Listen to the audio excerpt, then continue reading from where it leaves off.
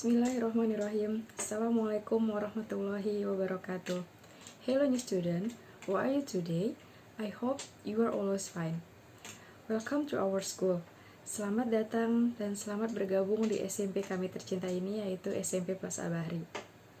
Baik anak-anakku sekalian, sebelumnya perkenalkan, nama saya Sahadana. Kalian bisa memanggil saya dengan panggilan Mrs. Ana or Mom Ana. Alhamdulillah di SMP Plus Al-Bahri ini saya diberi kepercayaan untuk memegang atau mengajar pelajaran bahasa Inggris. Baik siswa-siswi baru SMP Plus Al-Bahri, pada MPLS atau masa pengenalan lingkungan sekolah kali ini, Mom akan menjelaskan mengenai materi tentang tata krama. Apa itu tata krama? Tata krama adalah istilah yang bersinonim dengan sopan santun dan adab atau peradaban. Berasal dari bahasa Jawa, tata berarti aturan dan krama atau kromo yang berarti baik. Tata krama adalah aturan yang baik. Jadi, tata krama adalah aturan yang baik yang dilakukan oleh manusia sesuai dengan lingkungan di mana tempat dia berada. Tata krama suatu bangsa pasti berbeda dengan bangsa lainnya, karena tata krama berkaitan erat dengan kebiasaan atau etiket yang muncul dari adanya pergaulan. Misalnya di sebuah negara, mengangguk merupakan tanda iya, sementara di negara lain bisa jadi mengangguk menandakan bahwa dia mengatakan tidak. Mengapa tata krama itu penting? Karena tata krama adalah aturan, maka menjadi penting bagi seseorang untuk mengikuti tata krama agar dapat diterima oleh masyarakatnya. Misalnya tata krama makan. Dalam budaya Indonesia kita, tata krama makan itu harus memakai tangan kanan. Maka jika ada orang yang mengambil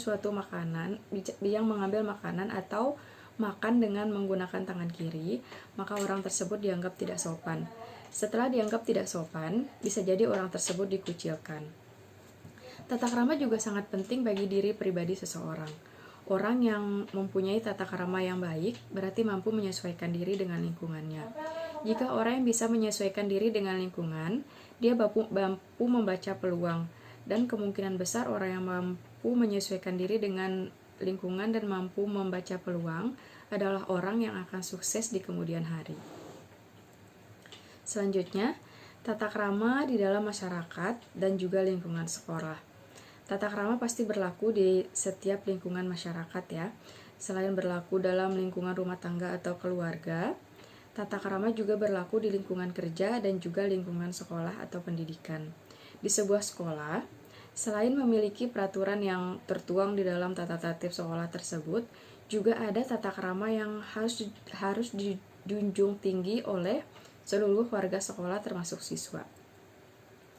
Lalu ada tata krama yang wajib kita terapkan baik di dalam kehidupan bermasyarakat, di lingkungan sekolah ataupun di lingkungan kerja. Yang pertama, ada tata krama bersolek dan memakai perhiasan.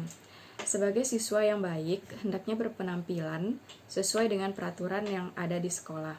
Dalam bersolek, memakai riasan atau make up tidak boleh berlebihan. Misalnya untuk siswa putri, cukup memakai bedak tipis saja. Tidak diperkenankan memakai alat rias yang lain. Begitu pula dengan siswa putra. Jika tidak diperkenankan berpenampilan dengan potongan rambut yang tidak sopan menurut budaya ketimuran yang dianut oleh bangsa Indonesia kita ini. Dalam lingkungan sekolah pun tidak diperkenankan menggunakan perhiasan yang berlebihan.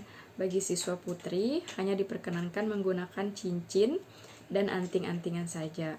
Bagi siswa putra tidak diperkenankan menggunakan gelang dan hanya diperkenankan menggunakan jam tangan saja. Lalu ada tata krama berpakaian.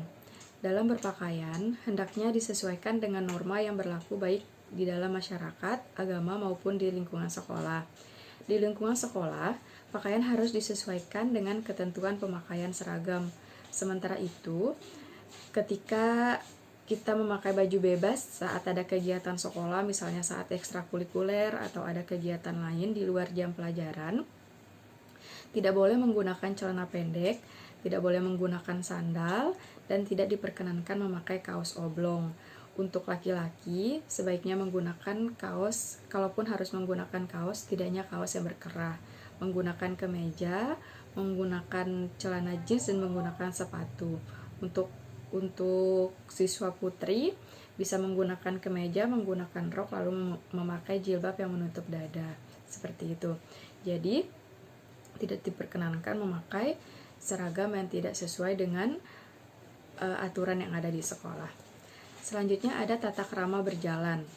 Bagaimana tata krama berjalan bagi seorang siswa di sekolah, yaitu tidak membunyikan gesekan.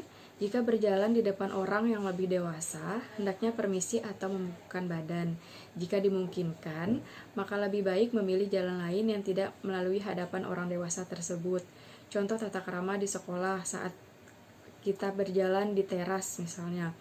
Di saat kita sedang berjalan, lalu ada beberapa guru yang sedang ngobrol di teras, kita sebaiknya memilih jalan lain yang tidak mengganggu guru tersebut. Lalu, ada tata krama berbicara. Ketika berbicara dengan orang yang lebih dewasa, hendaknya menggunakan bahasa yang sopan, menggunakan nada yang tidak tinggi, apalagi sampai berteriak. Ukuran berbicara yang sopan di sekolah adalah dengan menggunakan bahasa Indonesia. Jikalaupun ada guru yang menggunakan bahasa daerah, sebaiknya sebagai siswa yang baik, yang sopan, kita tetap menjawab pertanyaan guru tersebut menggunakan bahasa Indonesia yang baik dan benar. Lalu ada tata krama makan. Bagaimana tata krama makan yang sopan? Yaitu pastinya kita sebagai seorang muslim, kita menggunakan tangan kanan, tidak makan sambil berjalan, apalagi sambil berdiri, tidak berbicara saat kita makan. Dan kesopanan yang lain adalah harus menghabiskan makanan yang sudah kita ambil. Ada lagi tata krama makan dalam penjamuan atau makan bersama, yaitu lebih baik mengambil makanan yang paling dekat. Baik, anak-anakku sekalian, sedikit pemaparan tentang tata krama dari Mom Ana. Semoga kalian paham dan semoga kalian mengerti. Setelah ini ada sedikit soal mengenai tentang tata krama. Semoga kalian bisa menyelesaikan dengan tepat waktu ya. Sampai jumpa di sekolah. Kita doakan semoga pandemi ini segera berlalu agar kita bisa tatap muka di sekolah. Dan satu pesan Mom Ana yaitu selalu menjaga kesehatan, tetap mematuhi protokol kesehatan. Bila harus dan wajib berada di suatu kerumunan, tetap menjaga jarak, menggunakan masker,